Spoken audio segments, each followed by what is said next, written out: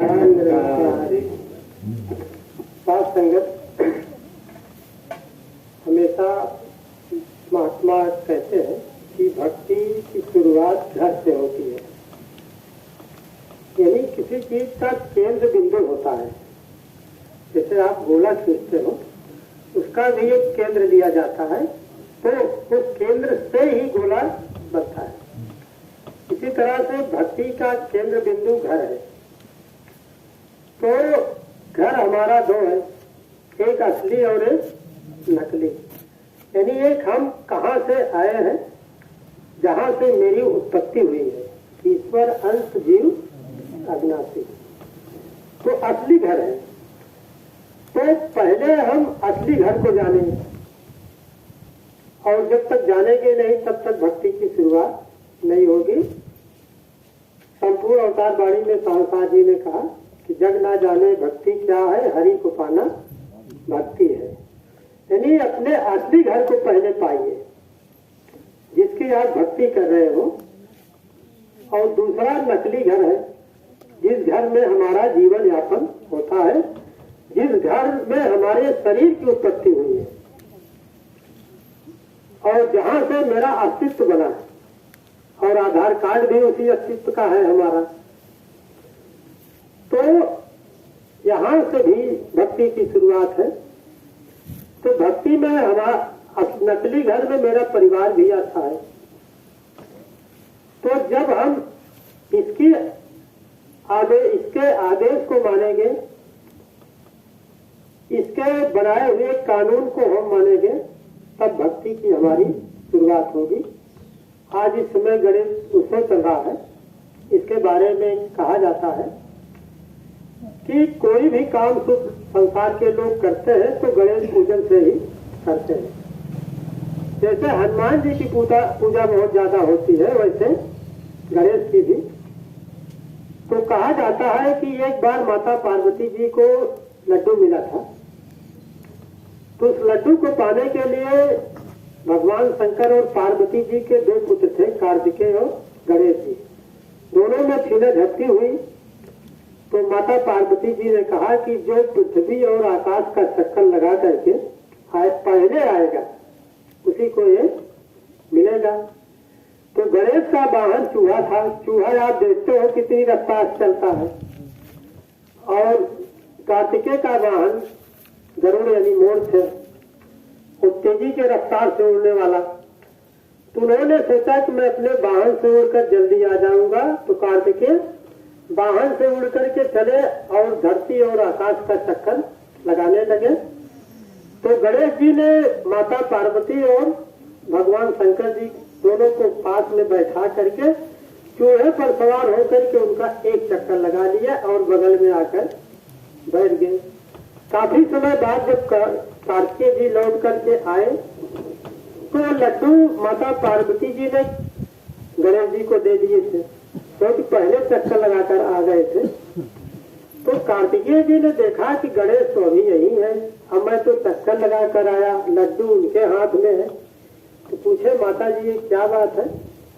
तो पार्वती जी ने कहा कि माता पृथ्वी से बड़ी है और पिता आकाश से भी बड़ा है, और ये दोनों का चक्कर पहले लगा लिए। अरे हमारा और भगवान शंकर जी का चक्कर पहले लगा लिए, तो इसीलिए इनको ये मिला।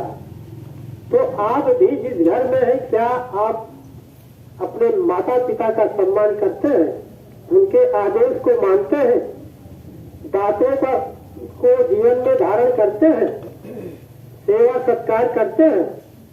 अगर है तो आप अति उत्तम है, अगर नहीं है तो सुधारने की कोशिश करना है। तो साथ संगत एक छोटा सा दृष्टांत देगा। आपने अभी कहा धन निरंकार, निरंकार धन है, क्योंकि निरंकार का ही दूसरा रूप साकार होता है। इसलिए आप कहते हैं निराकार साकार को। निराकार और साकार आप ही हो। समय का सदगुरु साकार होता है, निराकार का दूसरा रूप।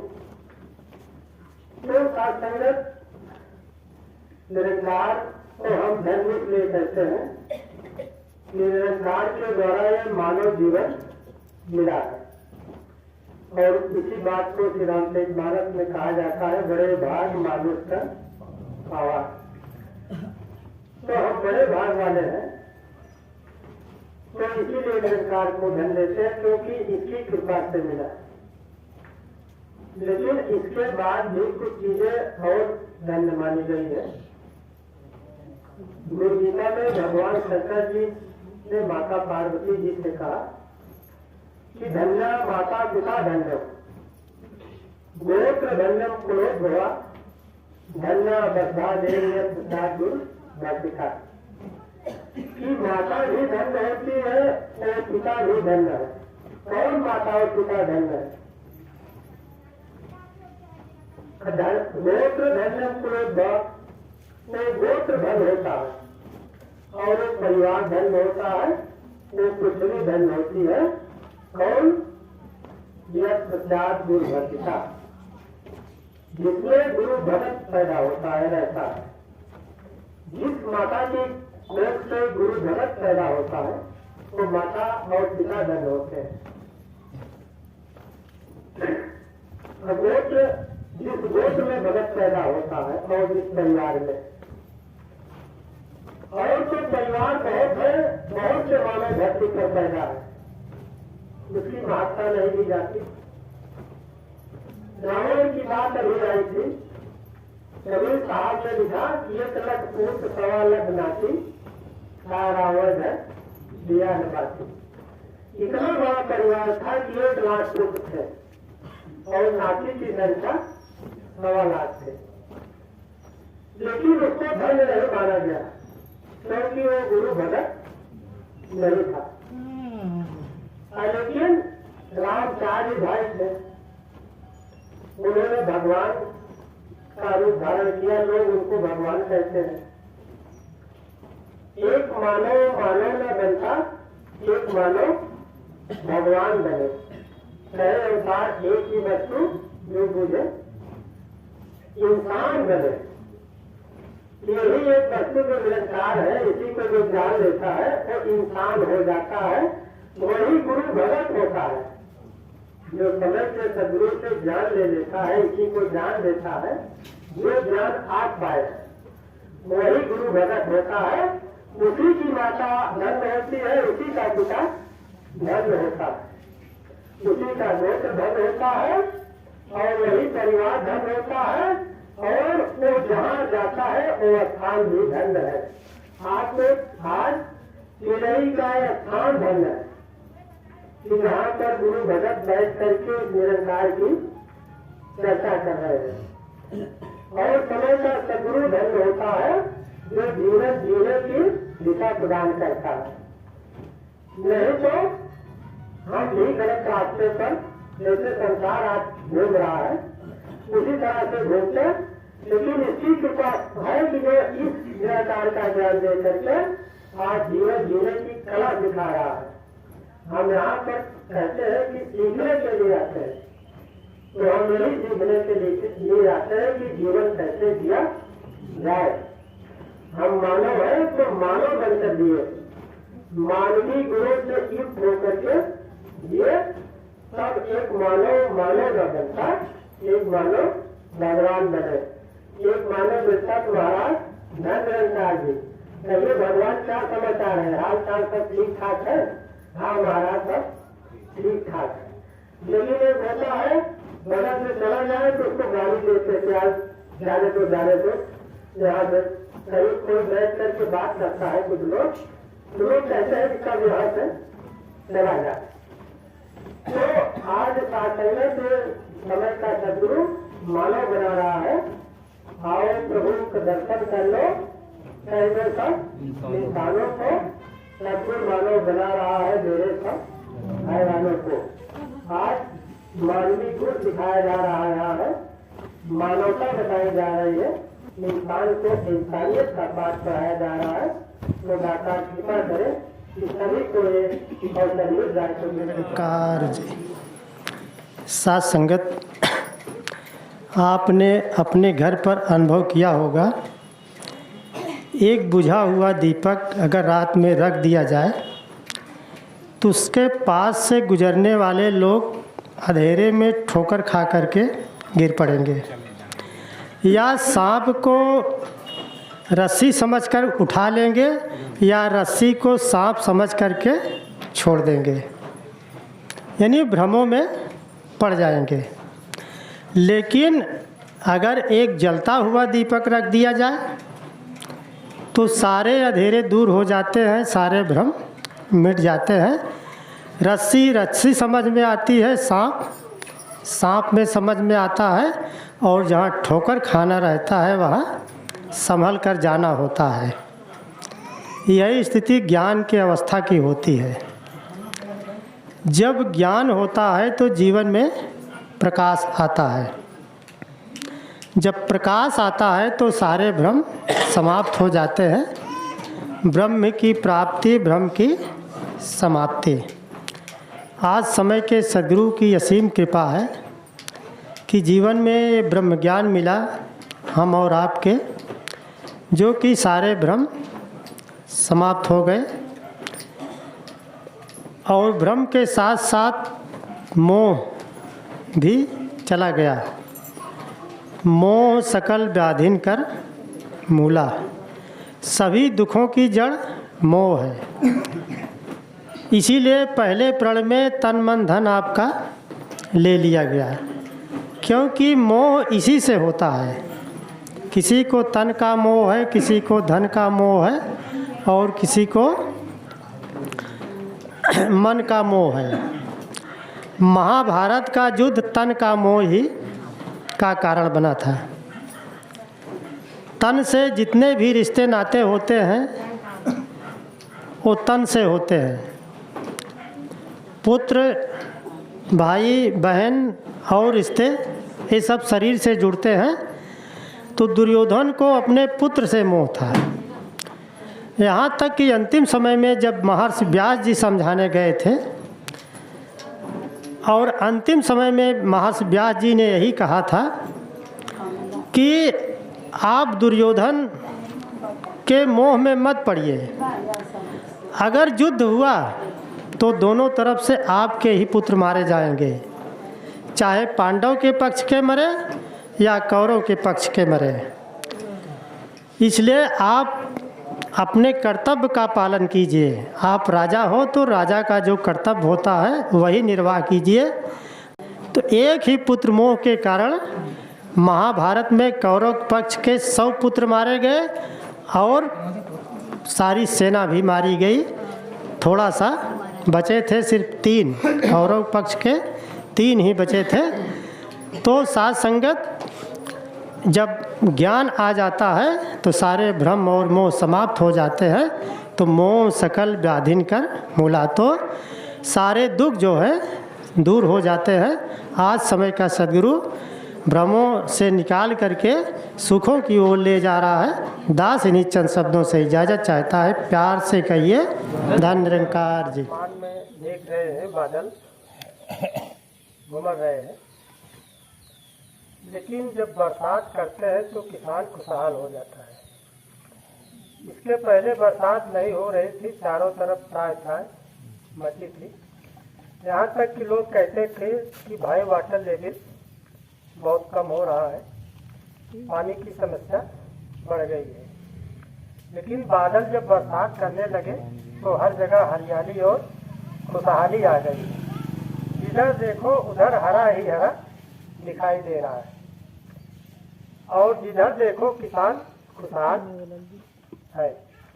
इसी तरह से मानव जीवन भी मिला है, तो परमात्मा को पा करके इसकी भक्ति करने चाहिए। अगर मानव जीवन पा करके इसकी भक्ति नहीं किया, इसकी बात को नहीं माना, इसके आदेश को नहीं माना, तो श्री रामचरितमानस में लिखा गया है, भगत हीन नर सोही कैसा, बिन जल वारिद देखी जैसा। जैसे बादल आ जाए, अगर बरसात न करे और चले जाए तो किसान के हृदय में मायूसी छा जाती है, यानी किसान दुखी हो जाता है। अगर मानव जीवन मिला और भक्ति से हीन मनुष्य हो गया तो निरंकार भी मायूस हो जाता है। भगत हीन नर सोई कैसा, जिन जल वारित देखी जैसा। जैसे किसान बादलों को देख करके मायूस हो जाता है, उसी तरह से सद्गुरु निरंकार मानव को देख करके भी निराश हो जाता है कि बड़ी मुश्किल से, बड़ी कृपा से इसको मैंने मानव का जीवन दिया। 84 लाख योनियों में जब भटकता था तो मुझे याद करता था कि एक बार मुझे लक बाई चांस, यानी मुझे भी एक मौका दो मानव जीवन का। और जब इसकी बात को मैं सुन करके, इसकी बात को मान करके इसे मानव जीवन दिया और भक्ति से हीन हो करके 420 फितरतबाजी की तरफ मुड़ गया, तो क्या मैंने इसको इसीलिए मानव बनाया था? इसी उद्देश्य को पूरा करने के लिए ही सत्संग जगह जगह लगाया जाता है और मानव को संदेश दिया जाता है कि आओ प्रभु को दर्शन कर लो, कह दो सब इंसानों को। सद्गुरु क्षण में मानव कर दे मेरे सब हैवानों को। सभी मानव को यही संदेशा दिया जा रहा है कि आपका जीवन जिस मकसद से निरंकार ने दिया है, प्रभु परमात्मा को जानने के लिए, तो आकर के इसको जान लो। और सभी मानव के लिए कहा जा रहा है, एक जात विशेष के लिए नहीं, एक धर्म विशेष के लिए नहीं, एक वर्ण विशेष के लिए नहीं है। यानी दुनिया में जितने भी इंसान हैं, मानव जीवन पाए हैं, सबके लिए संदेशा है। और समय जब निकल जाएगा तो संदेशा एक काम नहीं आएगा। इसलिए समय रहते थे तो सद्गुरु आया है, सबको ब्रह्म ज्ञान दे रहा है और ब्रह्म ज्ञान को पा करके मानव इसकी बात को मान करके 84 लाख योनियों से मुक्त हो सकता है और इस संसार में जीते हुए सभी सुखों को प्राप्त कर सकता है। साथ संगत, संपूर्ण अवतार वाणी में बाबा जी ने लिखा, साधु जन जो वाणी बोले सुनना और सुनाना है, नित्य प्रति सत्संग में आकर सेवा भाव कमाना है। रचना से है कीर्तन करना, आँख से दर्शन पाना है, श्रद्धा भाव से गुरु चरणों पर पल पल शीश झुकाना है। जो नर एक कर्म पुकारता है वह तीनों सुख को पाता है। कहे अवतार गुरु यदि रिझे तो यह सारा जग गाता है। ये कर्म जो मनुष्य करता है, साधु जन के जो बोल आ रहे हैं उसको अमल कर लेता है, जीवन में धारण कर लेता है, सदगुरु की बात को मान लेता है, तो साथ संगत वो तीनों प्रकार के सुख को पाता है। वो 3 प्रकार के सुख है, दैहिक, दैविक, भौतिक, 3 प्रकार के। न तो शरीर से दुखी रहता है और न तो आत्मा से दुखी होता है, यानी 84 लाख योनियों से वो मुक्त हो जाता है।